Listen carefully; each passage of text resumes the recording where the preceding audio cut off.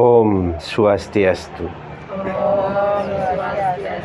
Matur suksema antuk galas sane kapi cering sikian titiang jagi matur amatra. Kapi ngajeng mantu kering dan jero mangku sane siang titiang. Bapak Kepala Kantor Kementerian Agama Kabupaten Buleleng sane banget mustika yang titiang. Ibu Kasubag TU sane banget mustika yang titiang. Bapak Kasih sane kesumayan titiang kadia sapuni ketaler para penyuluh sarang sami saha anak-anak saking undiksa sane banget tresna siin titiang. Angayu bagi pisan ring rahine sane membuat puniki nemone ngering tilem sasih karo. Rahine mangkin wenten padewasan sane dahat mautama inggih punika dirga yusa. Dirga yusa punika wantah rahina becik anggeniraga sajroning nunas ajah memulai belajar. Ya. Jadi hari ini adalah hari baik untuk memulai belajar dan pada kesempatan ini pun saya belajar ada di depan untuk sama-sama belajar memohon tuntunan dari beliau yang melinggi hiriki ring pura Kerta Mandala Kementerian Agama Buleleng. Bapak Ibu yang saya hormati, pada kesempatan yang berbahagia ini izinkan saya membawakan Dharma Ucanda yang berjudul Graha Wahyu Adhyatmika. Graha itu adalah rumah. Wahyu Adhyatmika itu adalah skala dan niskala. Yang mana sebenarnya rumah skala dan niskala itu? Bapak Ibu yang saya hormati, ada beberapa orang yang kebingungan ketika dia sampai di rumah justru persoalannya muncul. Ada pula yang ketika mereka meninggalkan rumah, kemudian persoalannya muncul. Jadi apa sebenarnya penyebab munculnya persoalan ketika datang ke rumah dan meninggalkan rumah? Ada, kalau di dalam Manawa Dharma Sastra, ada dinyatakan 4 hal yang harus ada di dalam rumah. Apa itu? Yang pertama ada pepohonan. Di kemawinan kalau kita jalan-jalan ke Semeru Agung, kita akan menjumpai banyak rumah orang Hindu pasti bisa kita temui. Di sana ada bunga, di sana ada pepohonan dan itu dirawat dengan baik.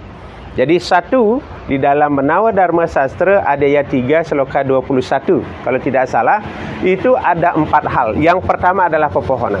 Yang kedua adalah ada air yang mengalir. Di kemawinan mungkin wenten dekorasi rumah ada air nyerok-jog. Ini penting sekali. Terlebih kemudian di sana ada ikan, mina. Jadi ada juga beberapa hewan yang harus ada di rumah. Ingkel wong, ada manusia, ada tepet, kemudian mina, ada ikan, kemudian ada taru, ada buku, kemudian ada sato. Makanya Pak Jero Arya paling ngalih keker. Itu penting ternyata. Kedistitiran itu penting ternyata. Untuk apa? Untuk menghalau energi-energi yang ada masuk ke dalam rumah. Nah, kemudian yang ketiga itu yang wajib ada di dalam rumah itu adalah tempat untuk beristirahat. Tempat beristirahat yang dimaksud adalah bukan tempat tidur saja, tetapi tempat untuk melila cita. Kalau orang Bali bilang balai bengong. Tempat untuk mengistirahatkan. Kemudian yang terakhir yang wajib ada di dalam rumah adalah kata-kata yang meneduhkan. Kalau bercermin pada Manawa Dharma Sastra ini bahwa ada 4 hal ini yang wajib ada di rumah, apabila kita masuk rumah kita lalu ada persoalan, maka ceklah keempat ini. Jangan-jangan keempat ini yang tidak ada. Contoh nyata saja, apabila kita masuk rumah, pulang dari kerja, kemudian air keran nggak mengalir. Persoalan. Ya kan?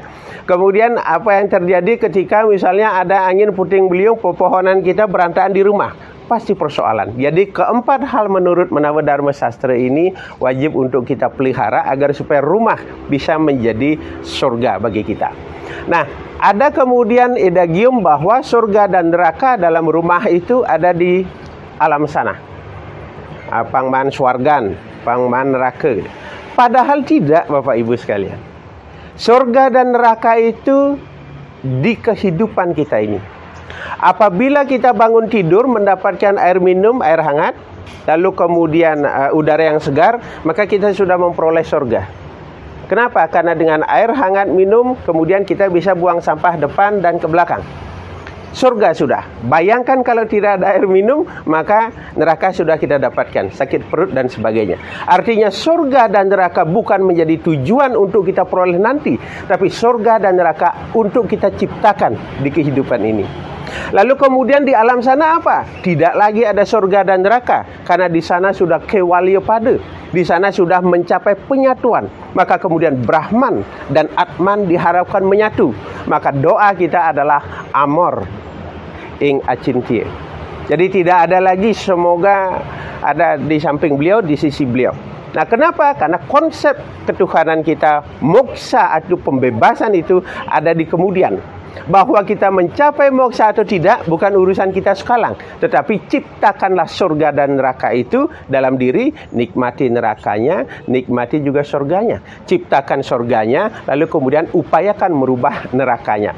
Konsep surga dan neraka inilah kemudian membentuk graha mautama dalam diri. Nah, kalau kita bercermin lagi di dalam Bhagavad Gita Adhyaya 16 sloka 21, ada 3 gerbang untuk membuat neraka dalam tubuh kita. Kroda, loba, kemudian lagi satu apa? Lagi satu? Kama. Keinginan kita yang tak terbendung akan membuat neraka dalam tubuh.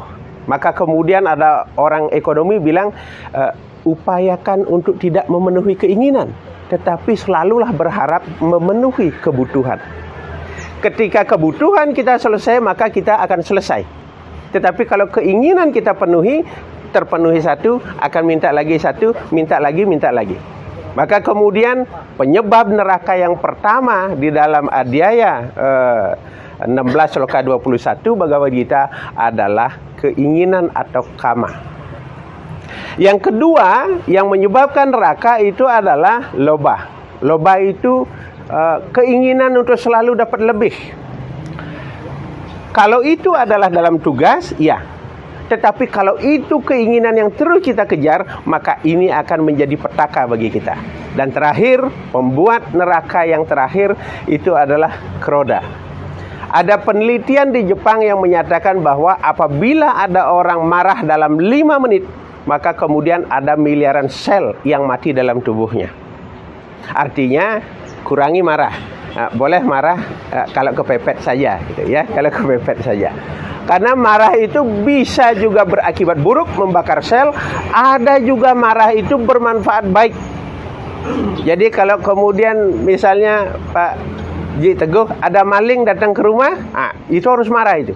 Jangan ada maling ke rumah, Om Swastiastu silakan ambil barang saya. Itu nggak boleh itu. Marahnya harus tepat. Di sana posisinya kita marah. Nah, kalau 3 penyebab neraka itu adalah kama, loba, dan kroda, maka apa sebenarnya 3 penyebab surga untuk kehidupan kita? 3 penyebabnya adalah kendalikan kroda, kendalikan kama, dan kendalikan keinginan kita. Jadi kalau terkendalikan ketiga itu, maka surga akan tercipta. Maka griya wahyu adhyatmika yang saya maksud adalah untuk mencapai moksartam dan jagadita. Jagadita itulah kesejahteraan. Itulah kemudian disebut state of sarira, state of heart. Jadi kondisi badan kita yang sejahtera. Nah, itu disebut dengan jagadita. Lalu kemudian bahagia itu apa? Bahagia menurut Ibu KTU berbeda dengan Pak Kepala, berbeda dengan Pak Mangku, berbeda dengan Pak Kasih. Kenapa? Karena kebahagiaan itu adalah state of mind.